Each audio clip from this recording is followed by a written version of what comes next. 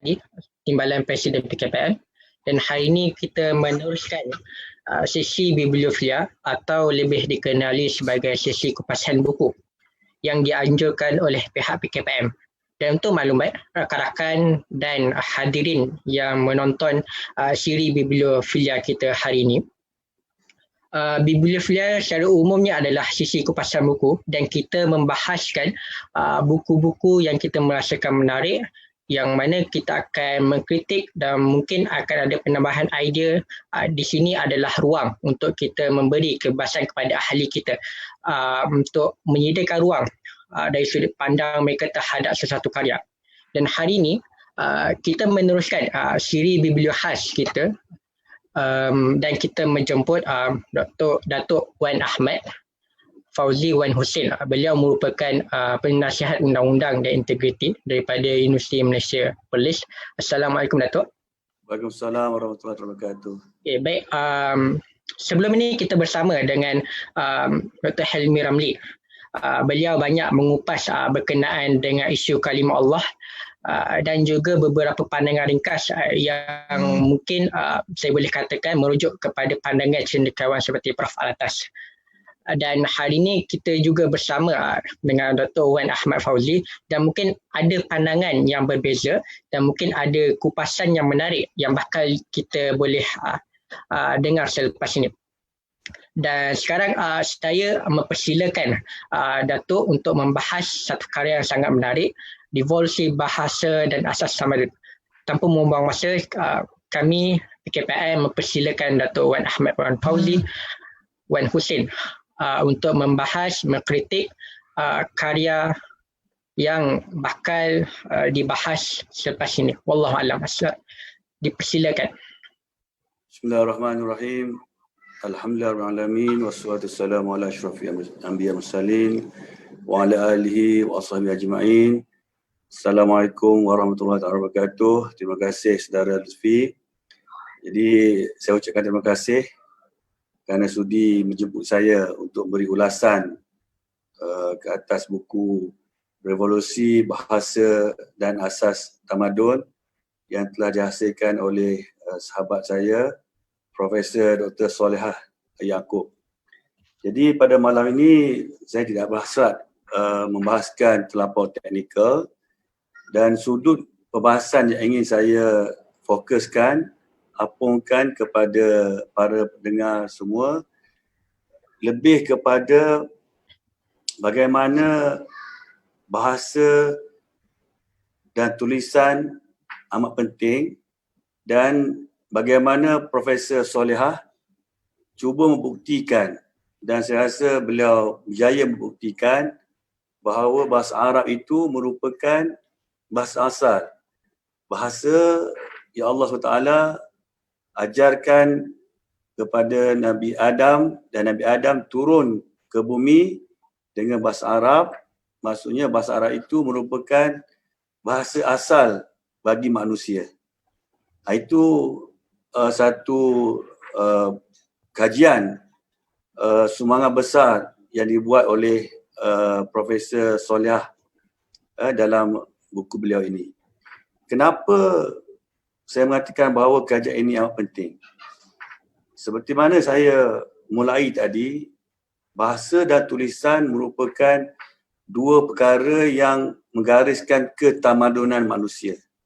Dan pada hari ini kita lihat Barat cuba menonjolkan bahawa mereka lebih bertamadun, mereka lebih maju, segalanya dari Barat, dan mereka cuba bukan sahaja mengemukakan teori-teori yang kita dapati tak masuk akal, seperti teori Darwin yang mendakwa manusia daripada monyet atau kera.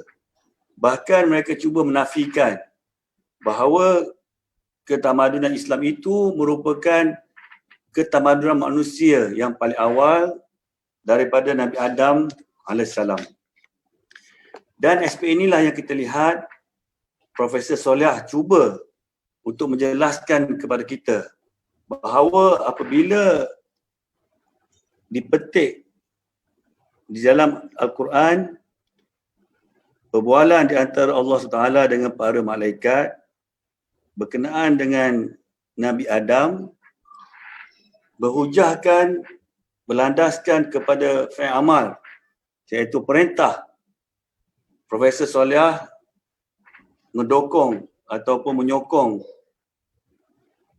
dia punya tesis dan hipotesis untuk mengatakan bahawa perbualan tersebut berlangsung atau berlaku dalam bahasa asalnya.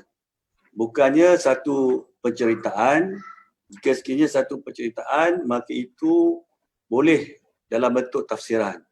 Tetapi oleh kerana dalam bentuk fi'il amal, perintah, suruh, menunjukkan satu kopi, kita salin, kita nukilkan dan kita sampaikan balik. Jadi, kenapa ianya begitu penting kepada kita pada hari ini? Kerana sebagai kita tahu, Islam, kalau kita lihat pada hari ini pun masih ramai merasakan bahawa bermula daripada Nabi Muhammad SAW. Sedangkan Islam itu merupakan adin sejak terciptanya manusia, Nabi Adam AS, dan adin itu terus disambung walaupun dengan syariat yang berbeza, yang sesuai dengan zaman, ketika dan keperluan manusia pada masa-masa tertentu. Jadi apa yang menarik yang telah dibahaskan dan telah dibuktikan oleh Profesor Solehah ialah beliau dengan tegas menyatakan bahawa bahasa asal manusia itu bahasa Arab, dan bahasa Arab itu telah berkembang, diteruskan dikenali pada awalnya sebagai bahasa Semitik bersempena nama anak Nabi Nuh, Sam bin Nuh, dan daripada bahasa Semitik itu terpecahlah berasaskan kaum atau bahasa yang ada sebenarnya seperti bahasa Akadi, Aramaik, Kildani dan sebagainya. Berbeza dengan dakwaan Orientalis yang meletakkan bahasa Arab di bawah, tetapi Profesor Soleh telah menghujahkan bahawa bermulanya bahasa itu apabila Allah SWT berfirman kepada Nabi Adam, Allah Ta'ala menggunakan bahasa Arab, dan bagaimana bahasa Arab itu diturunkan, diwariskan kepada kaum-kaum selepasnya, dan bagaimana daripada bahasa Arab itu berkembang sehingga melahirkan bahasa-bahasa dan juga tulisan-tulisan berbeza. Aspek ini saya lihat ada dijelaskan, dan ini mengabsahkan, mungkin sebab kita pun ada mengkaji dan kita mungkin membentangkan teori-teori, tetapi apa yang telah dihasilkan di sini merupakan satu bukti bagaimana apabila bahasa itu Allah Ta'ala berfirman kepada Nabi Adam, jumlah bahasa yang disampaikan kepada Adam sesuai dengan keperluan ketika itu. Dan kalau kita lihat apa yang Allah Ta'ala firmankan Nabi Adam, bukan saja terhad, bukan saja terhad, bahasa dikembangkan ke keperluan, tetapi ilmu yang diberikan Nabi Adam itu begitu luas. Sebab itu dikatakan wa'allama adama asma'a kullaha summa aradahum 'alal malaikati faqala anbi'uni bi asma'i haula'i in kuntum shadiqin. Jadi Allah Ta'ala telah mengajarkan Nabi Adam nama-nama, segala nama-nama, untuk buktikan bagaimana Nabi Adam itu lebih tahu daripada para malaikat dan juga iblis. Jadi dalam konteks ini kita lihat bahawa Nabi Adam telah diajarkan ilmu yang begitu luas, kerana suatu ilmu itu berasaskan pada nama. Jika manusia tidak dapat mengenal nama, tidak boleh mengenal pasti suatu perkara itu dengan sifat-sifat tertentu, pastinya manusia itu tidak mampu untuk menguasai ilmu pengetahuan. Sebab itulah kita lihat wahyu pertama diturunkan Muhammad SAW juga Iqra, untuk membaca. Jadi di sini kita lihat bermulanya perbahasan buku ini untuk buktikan bahawa bahasa awalnya Nabi Adam dan bagaimana bahasa itu boleh berkembang. Dalam buku ini dinyatakan bahawa tulisan datang kemudian. Dan tulisan itu pada peringkat awal dan bentuk lambang-lambang, simbol-simbol. Bukan seperti tulisan yang ada pada hari ini. Dan dalam buku ini juga ditunjukkan perbezaan yang ada di antara tulisan-tulisan lama dan bagaimana evolusinya. Jadi begitu bagi saya menarik, kan? Kerana kita didedahkan atau kita dikemukakan dengan tulisan-tulisan lama, perkembangan tulisan itu sendiri daripada berkotak-kotak, berkembang, makin bertambah dan sebagainya, sehinggalah kita lihat tulisan bahasa Arab pada hari ini dan kita lihat hasilnya tulisan-tulisan yang lain, kan? Tulisan Mandarin, tulisan Tamil dan sebagainya. Daripada buku ini kita dapati bahawa asasnya ialah evolusi. Kalau dari segi bahasa, jumlah keperluan. Kita lihat apabila Nabi Adam berada di bumi, beranak pinak, duduk dalam satu lokasi, exposure yang ada pada ketika itu, environment yang ada, membataskan atau melahirkan keperluan yang tertentu saja untuk berkomunikasi. Nampak tak? Penting buku ini. Jadi bila manusia berkembang, pergi ke tempat lain, ketika dia berkomuniti, kan, macam anak Nabi Adam, bila Habil pergi ke tempat lain, berpindah, berhijrah. Jadi pertama, bukan Habil, Qabil, kan. Jadi bila dia berpindah, dia ada bawa sikap dia, sifat dia, bahasa dia macam mana. Berbeza dengan adiknya yang telah dibunuh. Berbeza dia dengan adik-beradiknya yang lain. Jadi ketika dia duduk bersama Nabi Adam, dia punya environment tu berbeza. Keperluan untuk berkomunikasi tu berbeza. Bila dia berpindah, yang pengaruhinya keperluan dia untuk komunikasi, untuk address isu dari segi cuaca, dari segi keadaan ketika itu, dengan sikap dia, sifat dia yang agak kasar.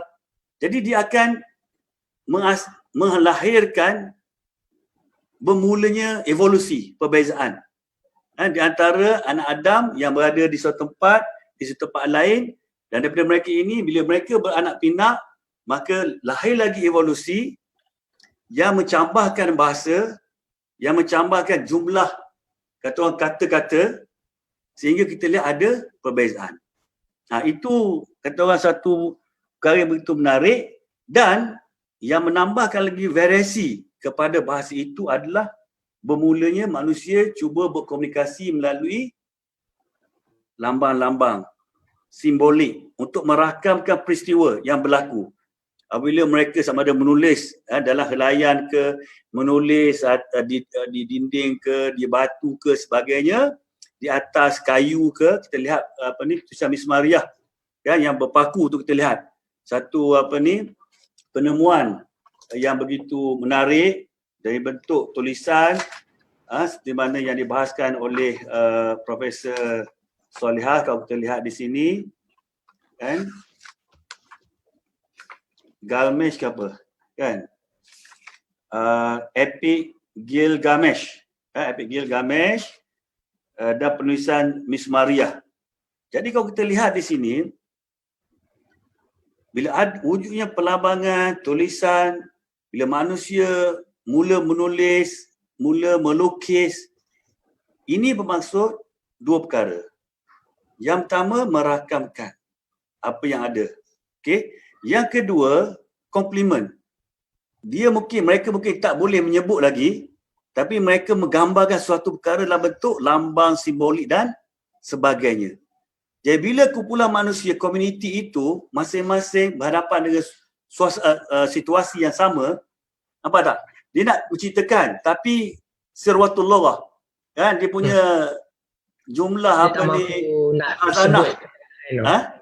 Dia tak mampu Khazanah nak sebut. dia. Khazanah dia tu tak cukup, jadi terpaksa lukis. Nampak tak? Jadi lain kumpulan akan menggambarkan cara penyampaian dia untuk menyampaikan maksud. Di sinilah berlaku pengembangan bahasa dan tulisan.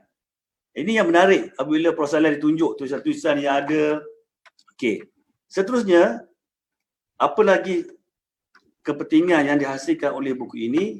Dia juga menunjukkan bagaimana lahirnya suatu bangsa.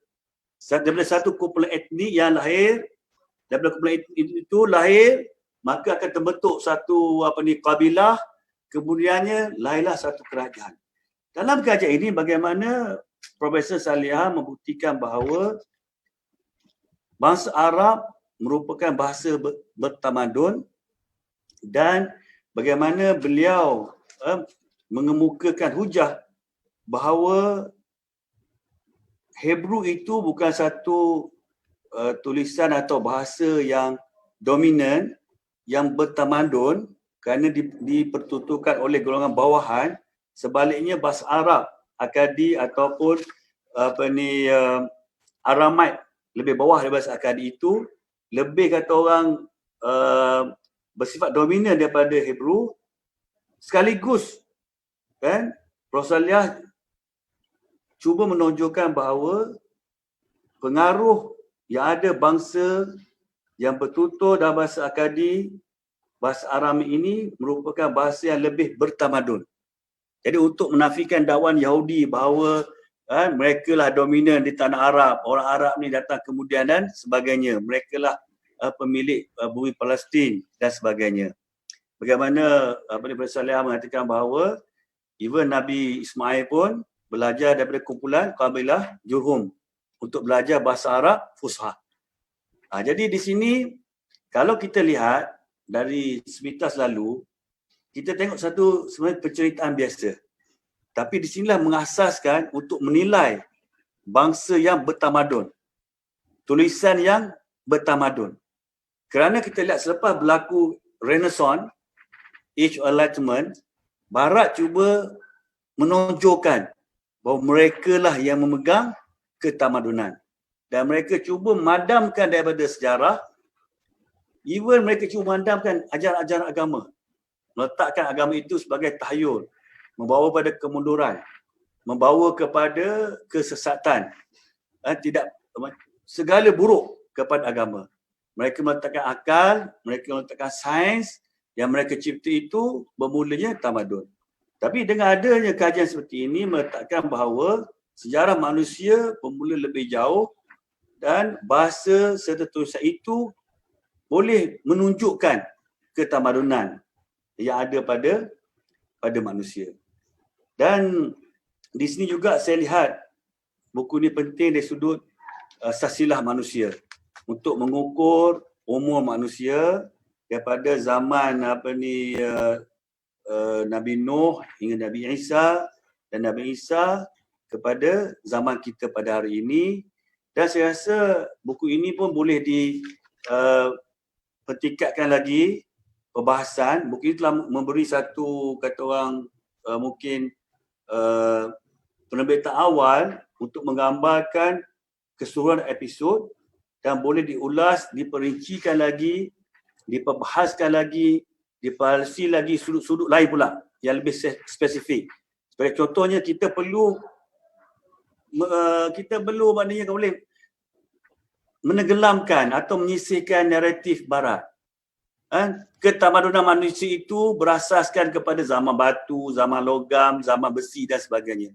Kita mesti kembalikan ketamadunan pada manusia yang berakal, bukan pada gua besi dan sebagainya. Bukan pada material, tapi kepada pegangan kepada agama. Seperti mana kita belajar Islam, dan itu yang patut kita tunjukkan. Kerana itulah ketamadunan yang sebenar.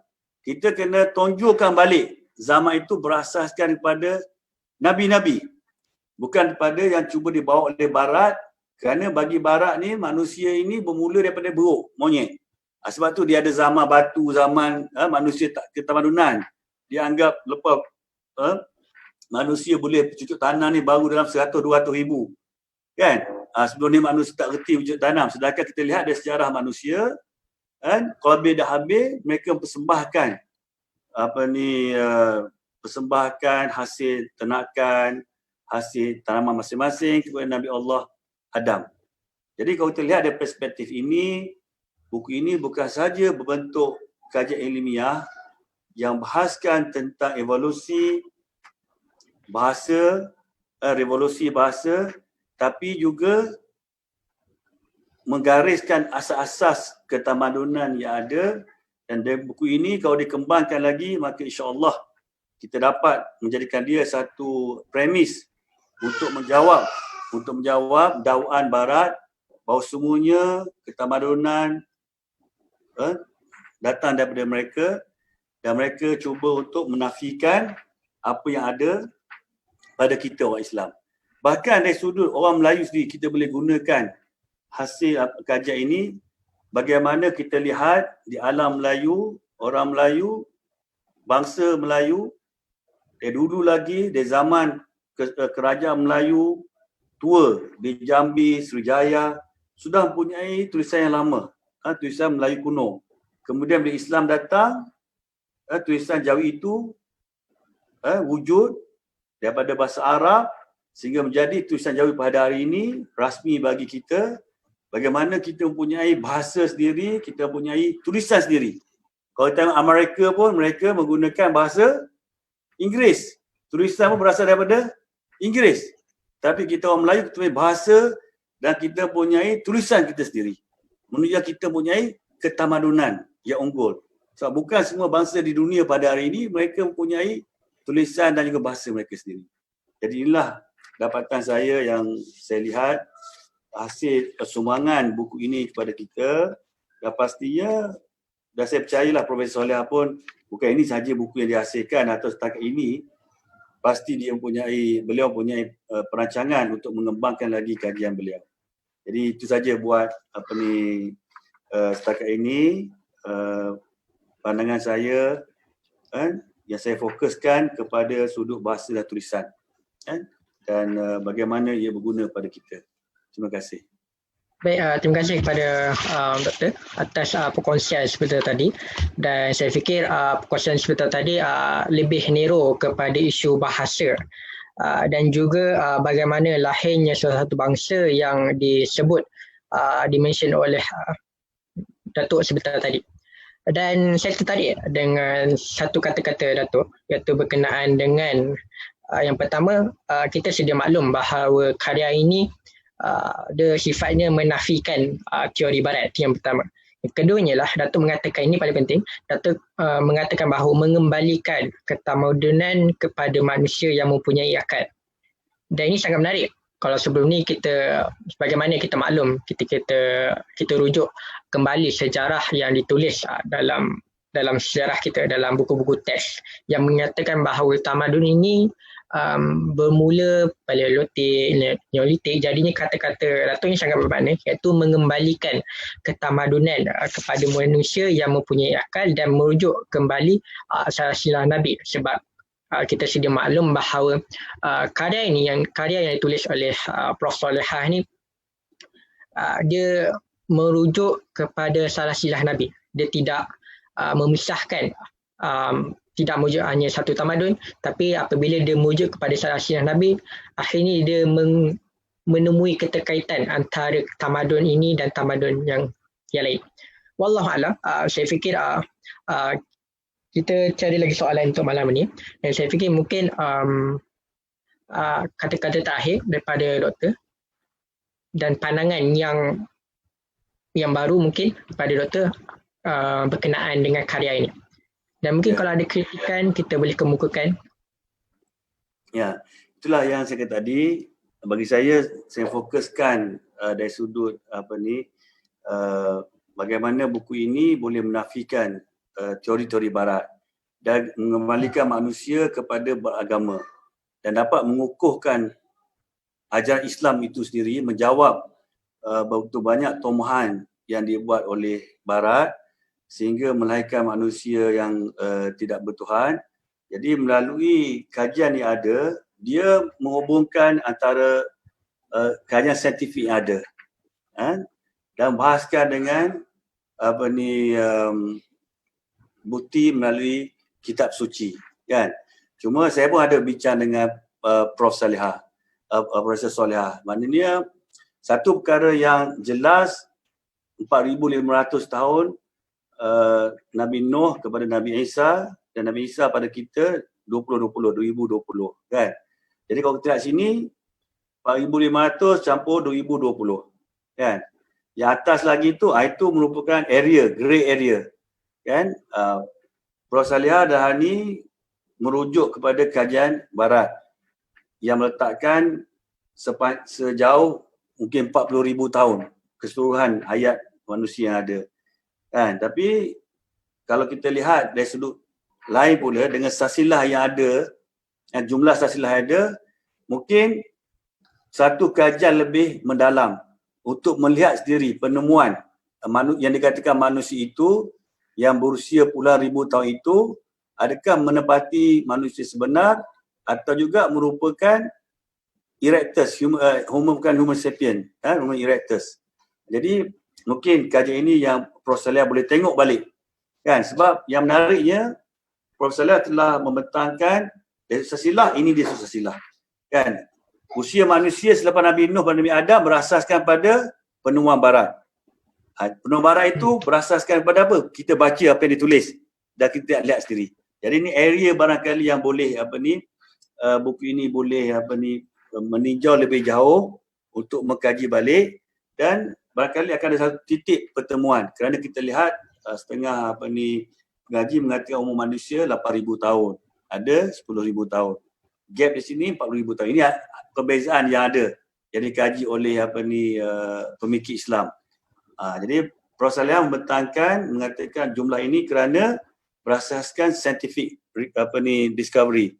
Tapi barangkali mungkin boleh dikaji lagi, melihat data-data dan penemuan sama ada betul tak yang dijumpa oleh saintis barat ini adalah manusia. Itu menarik yang cuba didedahkan. Bagi saya, bukan saya buktikan, tapi perlu further research untuk mengabsahkan penemuan barat tadi. Itu pandangan saya.